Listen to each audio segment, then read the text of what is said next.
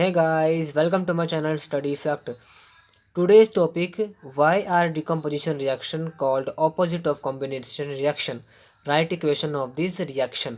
बोल रहा है कि जो decomposition reaction है वो combination reaction का opposite क्यों है?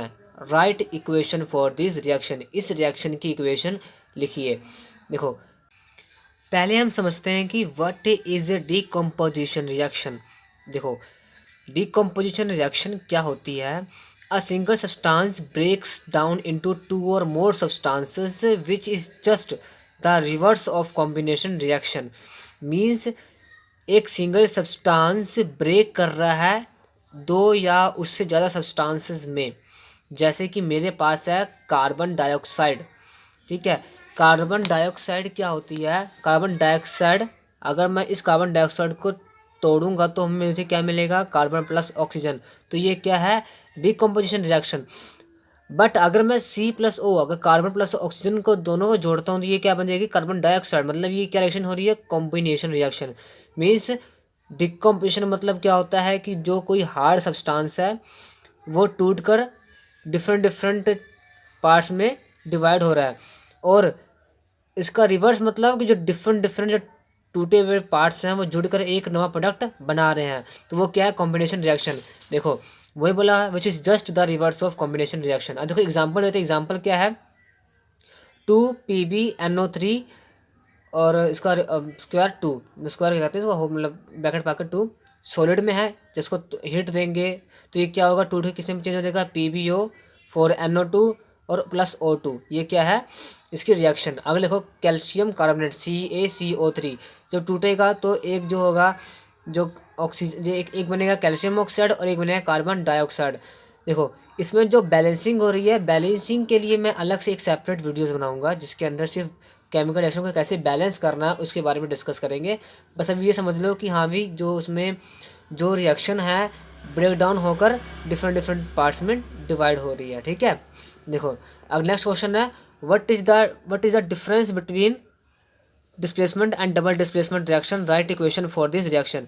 ये हमने पहले पढ़ चुके हैं कि हाँ भी क्या होती है displacement reaction, double displacement, but हम दोबारा पढ़ लेते हैं क्योंकि हमने पहले क्या पढ़ा था? इंट्रो। बट हम इसके अब एकदम डीपली में डिस्कस करेंगे। First of all, what is displacement reaction? In this reaction more active element displace less active element from the solution of its compound। मतलब जो कोई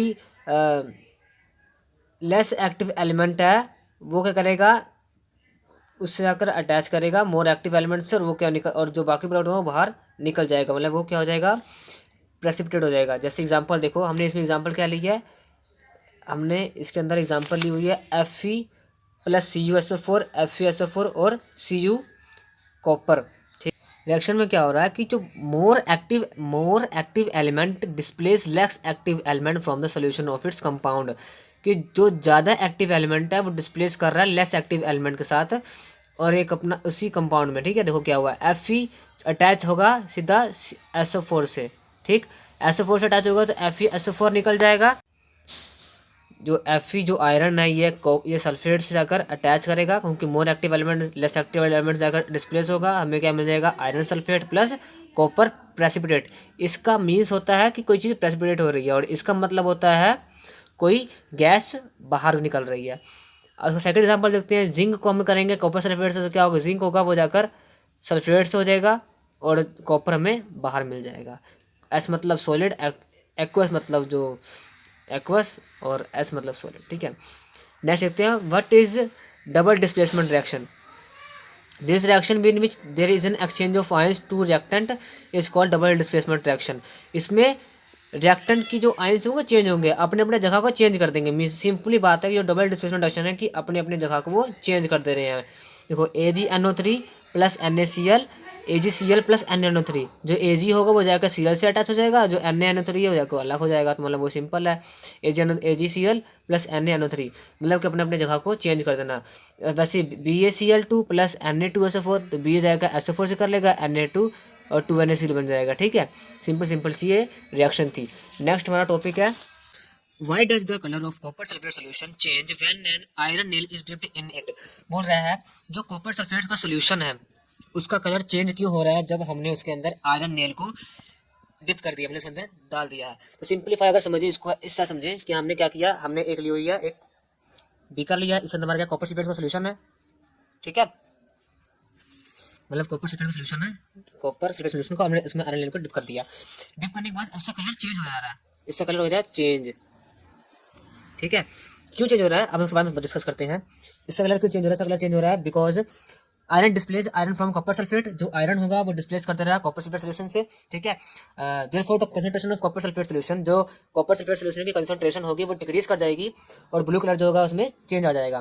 कैसे, देखो आयरन जो है, आयरन प्लस कॉपर सल्फेट, इसमें क्या आयरन जो होगा सल्फेट के साथ अगर अटैच कर जाएगा, हमें copper sulphate iron sulphate plus copper. तो पहले कॉपर सल्फेट का क्या सोल्यूशन था, क्या मतलब क्या कलर था, ब्लू। अब आयरन सल्फेट का क्या कलर होगा, ग्रीन। सिंपलीफाई बात है। नेक्स्ट टॉपिक पढ़ते हैं। What happen when zinc plate is dipped in solution of copper sulfate? बोला जिंक प्लेट को जब हमने डिप करते कॉपर सल्फेट के सोल्यूशन के अंदर, तो क्या होता है, zinc lies above copper in the activity series, ठीक है। जो जिंक होती है एक्टिविटी सीरीज में सबसे ऊपर होता है, ठीक है। Therefore zinc plate will slowly dissolve and copper will be precipitate. जो जिंक होता है वो बहुत स्लो प्लेट में डिसॉल्व होगा, बट जो कॉपर होगा वो उसके कंटेनर के बॉटम में आके सॉलिड फॉर्म में प्रेसिपिटेट हो जाएगा, ठीक है। Zinc lies above copper in the activity series, जो जिंक होता है वो एक्टिविटी सीरीज के अंदर कॉपर से ऊपर होता है। देयरफॉर जो zinc plate will slowly dissolve and copper will be precipitated at bottom of the container. बोल रहा है जिंक होगा वो क्या होगा, स्लोली डिसॉल्व होगा, बट जो कॉपर होगा वो कंटेनर के बॉटम में आके प्रेसिपिटेट हो जाएगा, मतलब कि सॉलिड फॉर्म में आ जाएगा, नीचे जाकर इकट्ठा हो जाएगा, ठीक है। देखो जिंक जो है, जिंक प्लस CuSO4, फिर जिंक SO4 प्लस Cu क्या आ रहा है, देखो ये निशान पाया हुआ है, ये निशान का मतलब प्रेसिपिटेट होना और इसका मतलब गैस का बाहर निकल जाना, ठीक है। अब आते हैं explain oxidation and reduction according to electronic concept, मतलब कि ऑक्सीडेशन क्या होता है और रिडक्शन क्या होता है इलेक्ट्रॉनिक कॉन्सेप्ट से।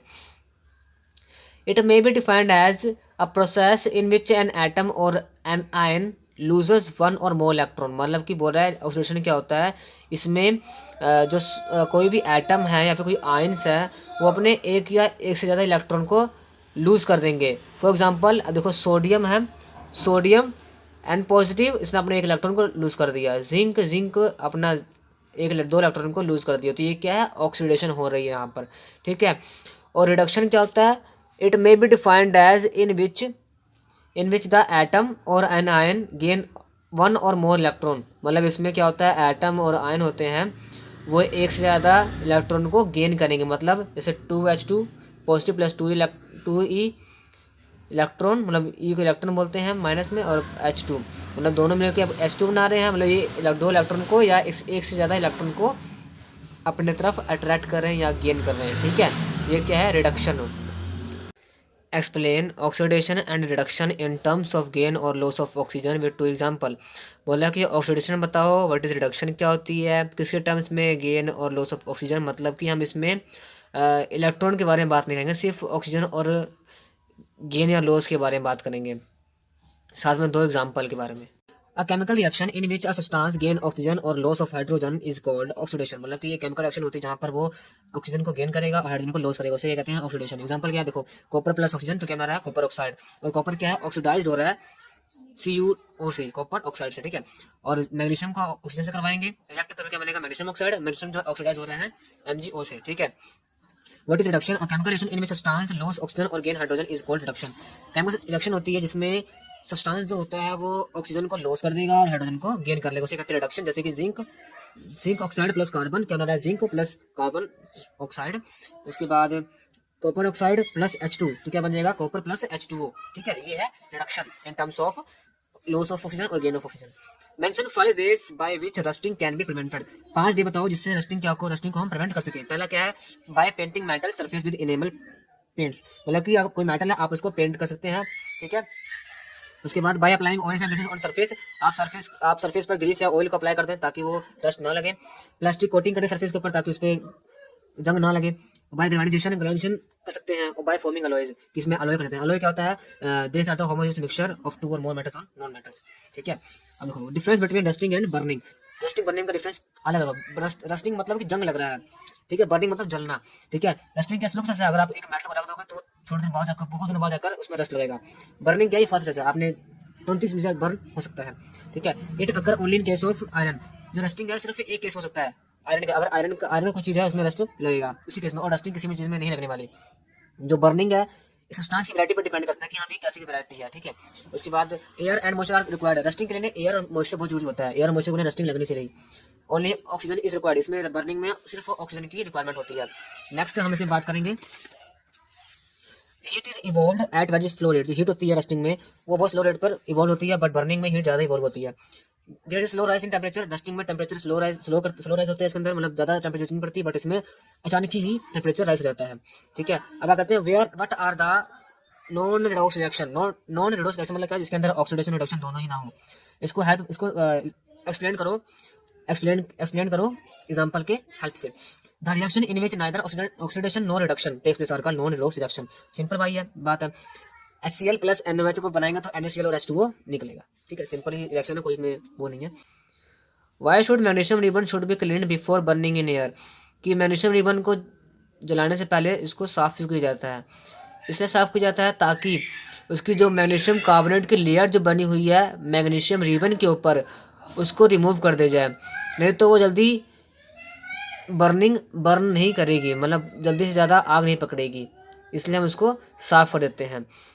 अब देखो कुछ सिमिलैरिटीज़ हैं रस्टिंग और बर्निंग के अंदर। देखो सिमिलैरिटी मतलब कि कुछ सिमिलैरिटीज़ हैं कि रस्टिंग में भी वही चीज़ होती है और बर्निंग में भी वही चीज़ होती है, जैसे कि दोनों में ऑक्सीजन की रिक्वायरमेंट होती है, दोनों में ऑक्साइड्स की रिक्वायरमेंट होती है, दोनों में हीट एनर्जी इवॉल्व होती है और दोनों में केमिकल चेंज होता है। नेक्स्ट क्वेश्चन है what is corrosion, name the factors which promote the corrosion. देखो मैंने जितने भी टर्म्स पहले पढ़ा चुकी हैं पिछली वीडियोस में, अगर आपने नहीं देखी है तो आप देख लेना, मैं डिस्क्रिप्शन में उस वीडियो का लिंक पा दूंगा। उसमें अगर आपने उस वीडियो को देखी है तो आपको ये बहुत आसान लगेगा, क्योंकि मैंने उसमें सारे टर्म्स जितने भी टर्म्स हो सकती हैं इस चैप्टर के अंदर मैंने सारे एक्सप्लेन किए हैं, सब डिफाइन किए, सब समझाए हैं, तो इसमें आगे आकर आपको आसानी होगी। तो मैं इस वीडियो में उसका लिंक पा दूंगा। बाकी हम पढ़ते हैं ये क्वेश्चन क्या है। What is corrosion, name the factor which promote the corrosion, कि क्रोजन क्या होता है, वो फैक्टर बताओ जो कि क्रोजन को प्रमोट करते हैं। Corrosion the slow heating away of the surface of metal by the action of with moisture carbon dioxide and other gas present in air is called corrosion. Means slow eating away surface of metal में slow eating मतलब बहुत slow process होता है, जहाँ पर वो oxygen moisture के contact में आएगा और उसमें उसमें क्या हो जाएगी, क्रोजन हो जाएगी, ठीक है। फैक्टर कौन से अफेक्ट करते हैं, ऑक्सीजन की प्रेजेंट होनी जरूरी है, मॉइस्चर की होना जरूरी है, इम्प्योरिटीज़ जो मेटल में है वो भी जरूरी है, और कार्बन डाइऑक्साइड सल्फर डाइऑक्साइड की भी होना बहुत जरूरी है, क्या प्रेजेंट, ठीक है। क्रोजन को हम ऐसे समझ सकते हैं कि कोई चीज़ है जो कि एयर के कांटेक्ट में आ जा रही है, जैसे हम क्रोजन और जो हमने पढ़ा था कि हम आयरन को पेंट क्यों करते हैं, मतलब रस्टिंग लाने के लिए, तो दोनों एक तरह से सेम है, बस कुछ डिफरेंशियल है, बाकी कुछ सारे पॉइंट सेम है। देखो टू कंडीशन बताओ रस्टिंग के लिए, तो पहला क्या, प्रेजेंस ऑफ एयर और मॉइस्चर। रस्टिंग के लिए क्या चाहिए होगा, मॉइस्चर होना चाहिए, एयर चाहिए और ऑक्सीजन चाहिए, सिंपल है। Oil and fat contain food items are flushed with nitrogen, why. Oil और फैट कंटेनिंग फूड आइटम जिसके अंदर ऑयल हो और फैट हो उसको हम नाइट्रोजन के अंदर क्यों रखते हैं, वाई। हमने का देखा होगा ना कि हमने लेज़ के पैकेट देखे हैं और खाने चीज़ें होती हैं उसके अंदर वो एकदम जो थोड़े फूले हुए होते हैं पैकेट, उसके अंदर क्या होते हैं, नाइट्रोजन गैस भरी पड़ी होती है।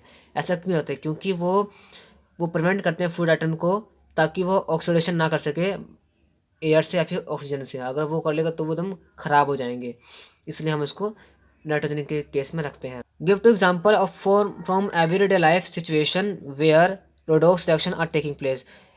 दो एग्जाम्पल दो जहाँ हम एवरीडे लाइफ सिचुएशन में इसको देखते हैं। देखिए कंबूशन रिएक्शन हम देखते नहीं, हमने आग कंबूशन रिएक्शन क्या होती है, हम कोई आग जला रहे हैं उसमें से जो हमें जरूरत पड़ती है कंबूशन उसको कहते हैं, बाकी फोटोसिंथेसिस ऑफ कार्बोहाइड्रेट्स, बस सिंपल ही क्वेश्चन है।